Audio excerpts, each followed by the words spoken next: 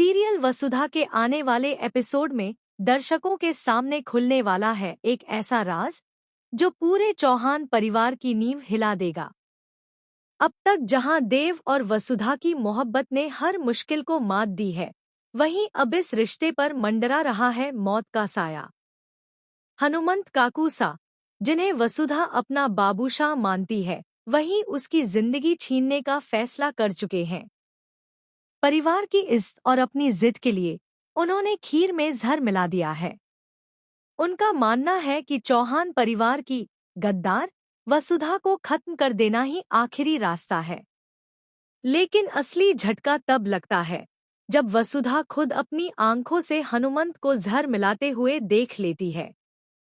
फिर भी वह पीछे नहीं हटती, बल्कि उस जहरीली खीर को प्रसाद मानकर खा लेती है। उसका दिल अब जीने से ज्यादा मर जाने की तरफ झुक चुका है। इसी बीच देव को भी यह भयानक सच पता चल जाता है और वह जान बचाने के लिए मंदिर की तरफ दौड़ पड़ता है। लेकिन जब तक देव पहुंचता है, तब तक बहुत देर हो चुकी होती है।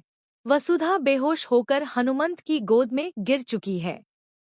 हनुमंत की आंखों से बहते आंसू उनके अपराध की गवाही देते हैं, लेकिन देव का गुस्सा अब काबू से बाहर है। देव बिना एक शब्द कहे वसुधा को गोद में उठाकर सीधा हॉस्पिटल ले जाता है।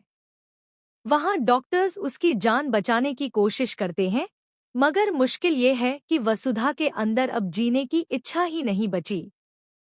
उसकी विल पावर टूट चुकी है और मौत मानो उसे अपनी तरफ खींच रही है।